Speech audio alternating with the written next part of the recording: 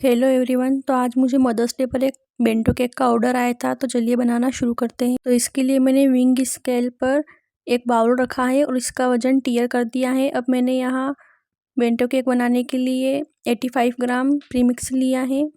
अब इस प्रीमिक्स में पानी ऐड करके इसका फ्लोइंग सा बैटर बना लिया है। मुझे यहाँ स्ट्रॉबेरी फ्लेवर में इसे बनाना था। बैटर की कंसिस्टेंसी आप देख ही सकते हैं। अब मैंने यहाँ स्ट्रॉबेरी एसेंस डाला है और इसे अच्छे से मिक्स कर लिया है।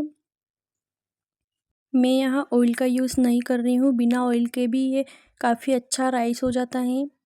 बेंटो केक बनाने के लिए मैंने यहाँ घर का ही स्टील का टिफ़िन लिया है, जो कि 4 इंच का है, और इसे मैंने ऑयल और पेपर की हेल्प से अच्छे से ग्रीस कर लिया है। बेंटो केक के लिए 3.5 से 4 इंच की टीन साइज बिल्कुल परफेक्ट रहती हैं। अब मैंने इसे 10 मिनट के लिए गैस पर बेक कर लिया है।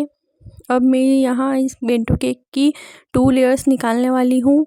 आप अपने अकॉर्डिंग 2 या 3 लेयर्स निकाल सकते हैं। आपको केक की लेयर्स आपके बेंटो केक के बॉक्स के हिसाब से ही निकालनी है, जिससे केक पूरा बनने के बाद आपका केक बेंटो बॉक्स में इजीली आ जाए। अब मैंने यहाँ इसे शुगर सिरप की हेल्प से अच्छे से सोक कर लिया है और इसके टॉप का जो थोड़ा सा अनइवन पार्ट था वो मैंने निकाल दिया था। अब यहाँ मैं क्रीम ऐड कर रही हूँ और इसे स्पैचुला की हेल्प से अच्छे से स्प्रेड कर लेंगे। तो इस केक का जो ऑर्डर है वो मुझे मेरी फ्रेंड ने ही दिया था मदर्स डे के लिए, और इस केक का ऑर्डर मुझे एक दिन पहले ही आ गया था। अब मैं यहाँ मालास का स्ट्रॉबेरी क्रश डाल रही हूँ और इसे अच्छे से स्प्रेड कर रही हूँ। हमें यहाँ क्रश ना ही बहुत ज़्यादा डालना है और ना ही बहुत कम डालना है। अब इसी के साथ मैं यहाँ कुछ वाइट चोको चिप्स भी ऐड कर रही हूँ। अगर आप चाहे तो स्ट्रॉबेरी केक में वाइट चोको चिप्स भी डाल सकते हैं, काफ़ी टेस्टी लगता है। अब इसकी जो टॉप वाली लेयर थी उसे मैंने उल्टा करके रख दिया है और इसे भी मैंने शुगर सिरप की हेल्प से अच्छे से सोक कर लिया है। अब इन दोनों की लेयर्स के बीच की जो गैपिंग है उसे क्रीम की हेल्प से अच्छे से फिल कर लिया है। हमें इसकी गैपिंग को साथ ही साथ फिल करते जाना है ताकि हमारा केक एकदम स्ट्रेट बने। अब इसकी टॉप पार्ट पर भी मैं क्रीम लगा रही हूँ और इसकी अच्छे से क्रम कोटिंग कर रही हूँ। केक की क्रम कोटिंग करना बहुत ही ज़रूरी होता है ताकि हमारे फाइनल आइसिंग के टाइम जो केक के क्रम्स है वो निकले ना, और हमारी जो केक की फिनिशिंग है वो भी एकदम परफेक्ट आए। अब इसकी जो क्रम कोटिंग करने के बाद मैंने इस केक को आधे घंटे के लिए फ्रिज में रख दिया था। अब आधे घंटे के बाद मैं यहाँ इसकी फाइनल आइसिंग कर रही हूँ। गर्मियों में हमारे साथ क्रीम मेल्ट होने की प्रॉब्लम बहुत होती है, तो इसके लिए आप देख ही सकते हैं मैंने यहाँ क्रीम के बाउल के नीचे एक बर्फ़ का बाउल रखा है, जिससे हमारी क्रीम मेल्ट ना हो, और मैंने फ़ैन भी ऑफ रखा है। तो अगर आपकी क्रीम भी मेल्ट होती है गर्मियों में, तो आप क्रीम के बाउल को बर्फ़ के बाउल के ऊपर रख सकते हैं, जिससे आपकी क्रीम स्टेबल रहेगी।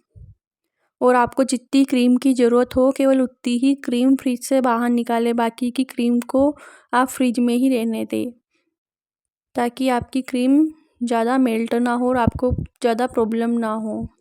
वरना अगर आप सारी क्रीम एक साथ ही अगर बाहर निकाल लेंगे तो आपकी क्रीम मेल्ट हो जाएगी और आपको फाइनल फिनिशिंग और डेकोरेशन में काफ़ी दिक्कत आने वाली है। तो आप गर्मियों में इस ट्रिक का यूज़ कर सकते हैं। मैं भी कुछ इसी तरीके से गर्मियों में अपने सारे केक्स बनाती हूँ। अब इसके साइड में मैं ऑयल ब्रश की हेल्प से फिनिशिंग दे रही हूँ। ऑयल ब्रश की हेल्प से जब हम इस तरीके से पैटर्न बनाते हैं तो ये काफ़ी अच्छा लगता है।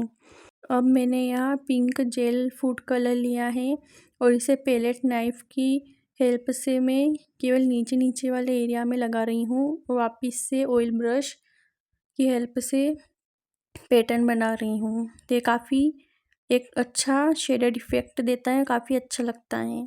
अब इसके टॉप पार्ट की फिनिशिंग करने के लिए मैं यहाँ एक फ्लेक्सिबल स्क्रैपर ले रही हूँ और उसकी हेल्प से अच्छे से फिनिशिंग दे रही हूँ।